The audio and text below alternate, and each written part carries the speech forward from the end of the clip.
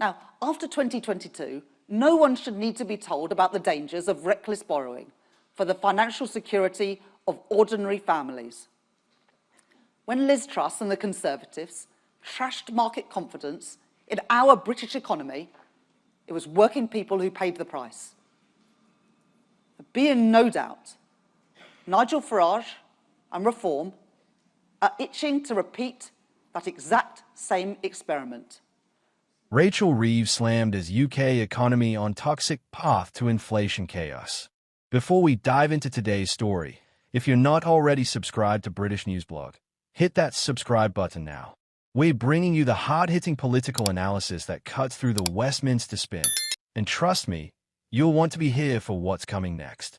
Right, let's get straight into it. 4%. That's the inflation figure that's just landed like a grenade in the Treasury. And Rachel Reeves' chancellorship is looking less like a fresh start and more like a slow-motion car crash. S&P Global's prediction for September inflation has delivered precisely the sort of economic body blow that makes borrowers wince, savers scramble, and economists dust off their 1970s textbooks. Because when inflation doubles the Bank of England's target, we're not talking about a minor policy hiccup. We're talking about a fundamental failure of economic stewardship. Let's paint the picture properly, shall we? August saw inflation at 3.8%. Uncomfortable, yes, but manageable. September, we're looking at 4%. That's double what the Bank of England says it should be. Double. And the official figures drop this Wednesday, mere weeks before Reeves stands up on November 26 to deliver her autumn budget.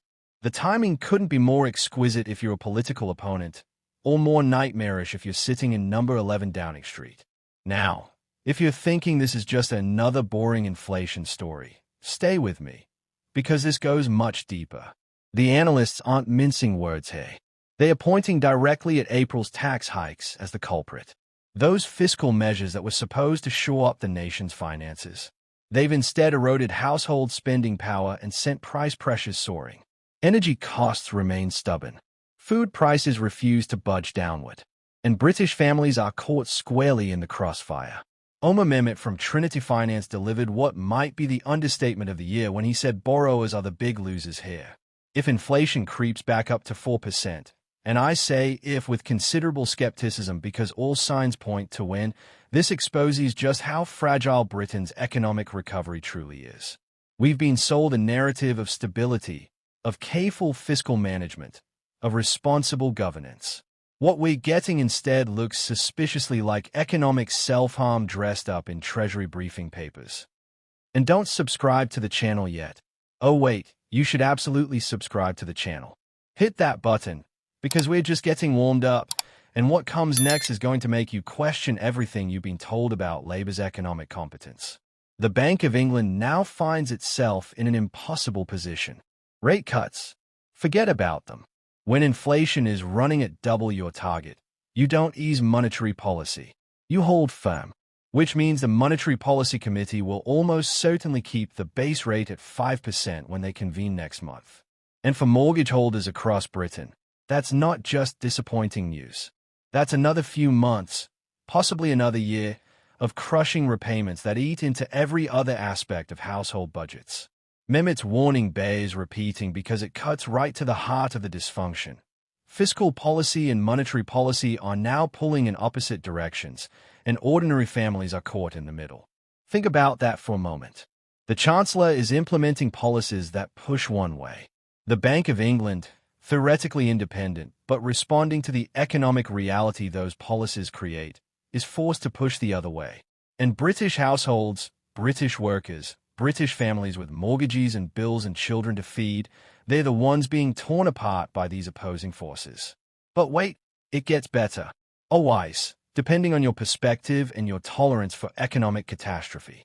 Rees Malik from R3 Wealth didn't hold back.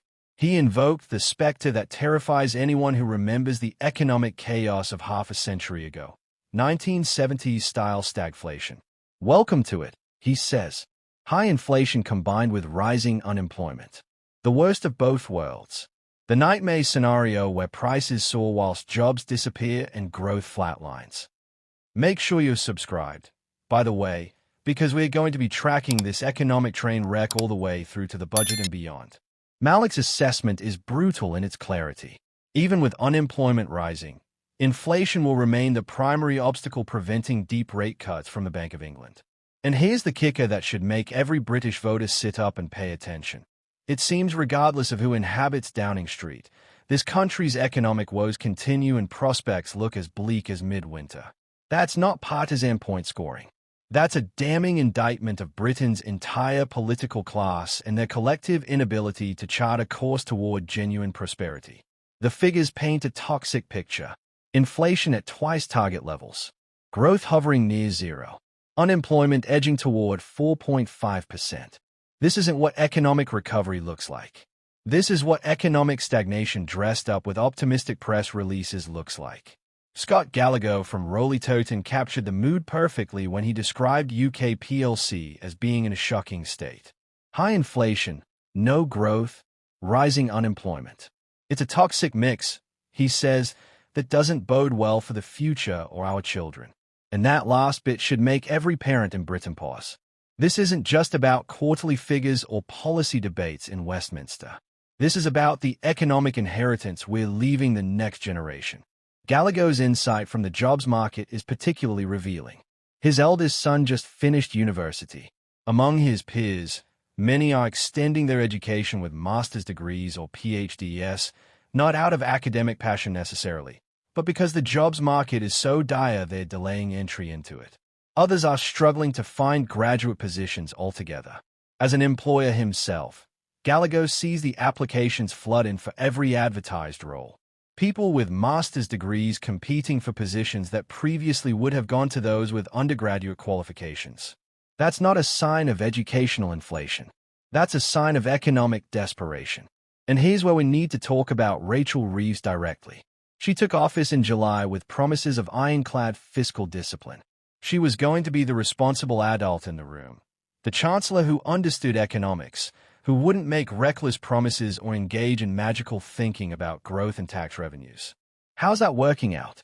Samuel Mather-Holgate from Mather and Murray Financial unleashed what might be the most venomous assessment yet. If Rachel Reeves' goal was to kill off the UK economy, he says, she would have passed with flying colors. Let that sink in. Not that she's made mistakes. Not that she's struggling with a difficult economic inheritance.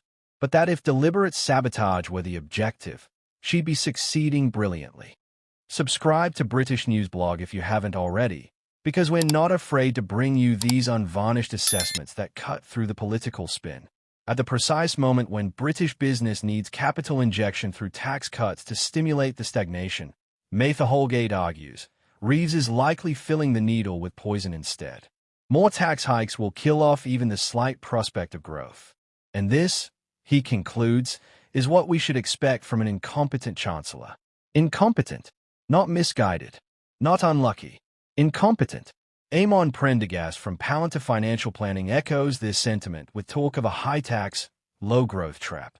If inflation does rise to 4%, it reinforces the sense that UK PLC is stuck in a loop it cannot escape.